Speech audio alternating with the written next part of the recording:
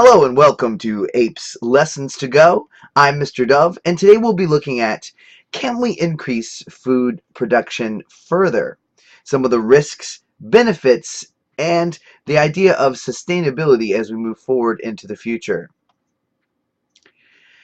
So in our previous discussions, we've talked about the Green Revolution and how the Green Revolution has allowed for an increase of food since the 1950s, an increase of about 88%. So while we have had this increase in food, our populations have continued to increase. So the Green Revolution can't be the end-all be-all. It isn't the panacea. In fact, we've started to see the per capita grain production beginning to decrease. Now, one of the reasons for this is that our population growth has continued to increase, and our populations have outstripped the volume of food that we've been producing, because there's a lot of variables that go into food production. For example, the amount of water that's available. So changes in climate variation, floods, tsunamis, and the like can influence crop yields all around the world. Another thing is we've seen a shift in diets worldwide to more meat. The new middle class in China, for example, has a greater desire, greater demand for beef production. And as a result, it's less efficient. The amount of grain that's needed per kilogram of body weight is 7 kilograms of grain for a cow. So that's grain that could go to people. The other big issue is that in order to continue the green revolution or even to expand it, we need huge amounts of fertilizer, huge amounts of water, a lot more than, say, your traditional varieties. And for some, especially subsistence farmers in developing countries, the cost for these items, water, fertilizer, pesticides, is way too high. As global demands for grain increase, we've also seen a shift to using some of those food commodities as a fuel source. For example, using corn in the production of ethanol. So the price for food has increased because some of the items aren't going into food. So if you're in a developed country, you can afford, for the most part, the increase in food prices. And in a place like the United States, we actually have quite a bit of surplus of food. In fact, we throw away about 70% of the food that's produced in the United States as a result of spoiling, inefficient processing, or even just the stuff that you don't eat on your plate. What we've seen in a lot of these developed countries is overnutrition and obesity as a result of having just so much food available to us. Whereas other countries, developing countries, we see lots of individuals who are undernourished or malnourished, and with increasing food prices, we're going to see that it's even more difficult for these individuals to obtain those essential nutrients. And so we'll have those individuals that can't get their basic calorie needs met, and they'll suffer from marasmus, or they're able to get their calories, but they don't have a balanced diet. They don't have a lot of those micronutrients that are necessary. They don't have enough protein, and so they would suffer from kwashiorkor. So our challenge is kind of threefold. Number one, we need to match the changing demand for food from a larger and more affluent population to its supply. We need to do so in such a way that it's environmentally sustainable. And we want to make sure that even the world's poorest are no longer hungry. So this challenge is going to require how we changes in how we actually produce our food, store our food, process, distribute. That is really thinking out of the box, that goes well beyond what occurred during the Green Revolution. So there's a couple of solutions, things that we certainly could do to try to increase the amount of available food. So one idea is just to increase, to continue that green revolution and continue irrigating and maybe irrigate even more crops. Well, there's a problem with this. We already have depletions of aquifers worldwide. We're using water at an increasing rate. And unfortunately, even though it's a potentially renewable resource, it's being depleted faster than it can be renewed. We're seeing, because of increased irrigation as well, a lot of that soil salinization, a lot of that waterlogging. And if we wanted to continue this, it would lock out a couple of groups of individuals because irrigation technology can be expensive, especially if you have hard to access water sources. So irrigation won't work all over the place, and eventually, we'll reach the maximum amount of irrigation that we can do. Similarly, another possible solution is just increase the amount of land that we're farming on by converting wilderness, rainforests into croplands. In fact, if we cleared all of the tropical forests, we could double the world's croplands. But this would be kind of a ridiculous alternative solution because, this land has poor slopes, poor fertility. It's very marginal to cultivate.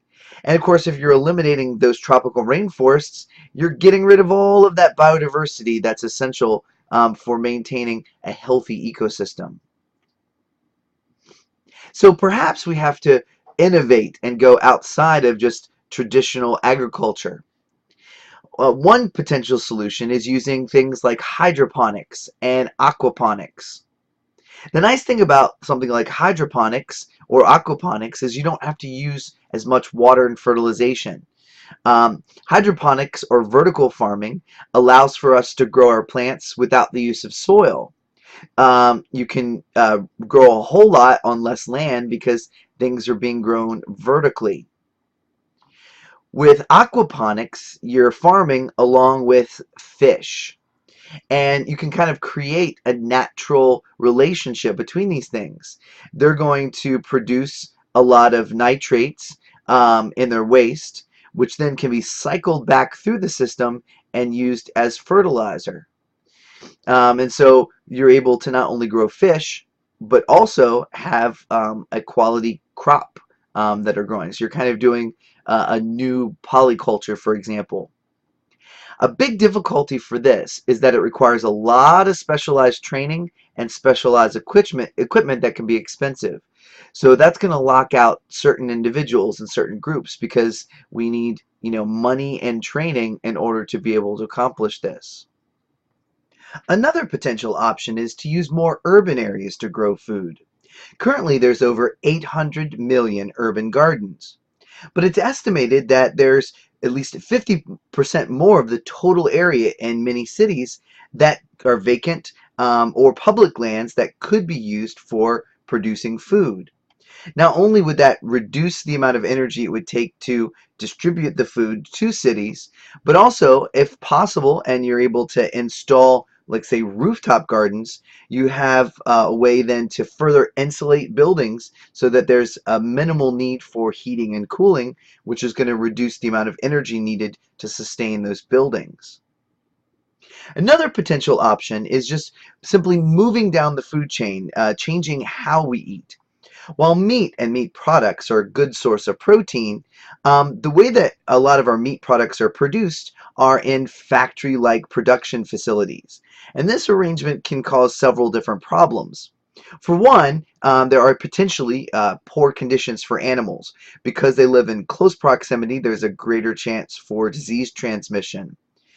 These facilities produce a lot of waste, and a lot of times farmers will hold that waste in waste lagoons. And if those waste lagoons overflow, that can lead to water pollution problems. And then the reason why this is going to take a lot of food away from individuals is because it puts a lot of grain to maintain cows and pigs and chickens. As we said at the start of this presentation, in terms of kilograms per kilogram of body weight, beef cattle take 7 kilograms of grain that could be used directly as food for humans is now being used for the production of cows. And because of that second law of thermodynamics, we have a less efficient exchange of energy.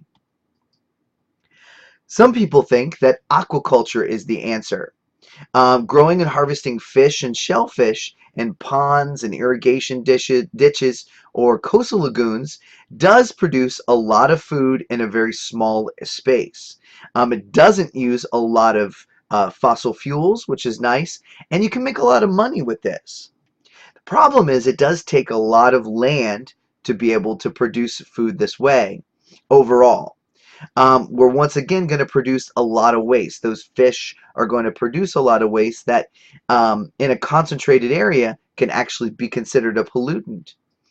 If we're growing these on the coast, a lot of times that means we're removing crucial mangrove forests that protect the coast from storm surge and the like.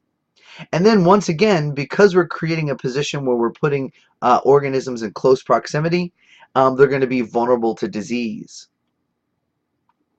So yet another solution is changing to what we eat. There are over 30,000 potential edible plants on planet Earth, and we're only eating 12 of them. So could we eat some food plants that have a good nutrition value that we just don't know about?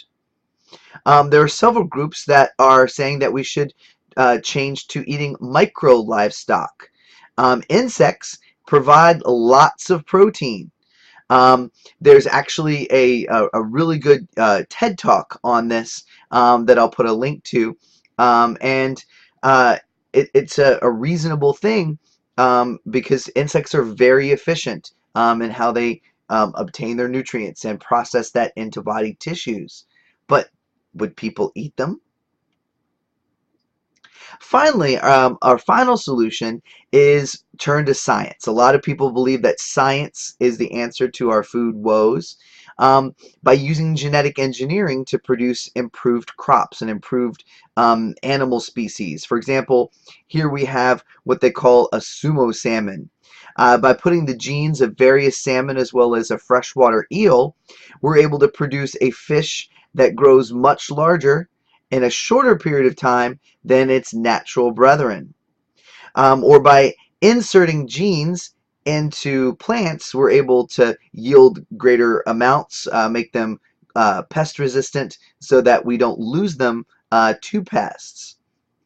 A big issue here, though, is that we're going to lose genetic diversity, especially if these genetically modified individuals start mixing and blending with our non-modified individuals. The genetic stock, the gene pools, will basically be polluted because you can never go back. You're not going to be able to take those genes out of the gene pool once they get in. So we have to really protect our natural gene pools. And then it's also very expensive to produce. And so this is going to be limited once again to those developed countries more likely until the technology gets a little age on it. So what we've looked at here, what your textbook has presented, is a lot of potential solutions. While there's no obvious solution, the main tools in trying to reduce hunger, malnutrition, poverty, and the harmful effects of agriculture would be, number one, slowing population growth. If there's less people, then there's going to be less need for food. If we want to be more sustainable and have less environmental effects, we need to phase back in more low input strategies, less water, less fertilizer, to farm organically, more in balance with the nature. Change our diets, eating less meat, making sure that we're getting proper nutrition and not overnutrition is going to be helpful. And just really reducing our waste, making sure that we waste less, and so then that way we're able to share our food more equitably around the world. The challenge is yours to help come up with a viable solution for how we can have food for a growing population moving into the future.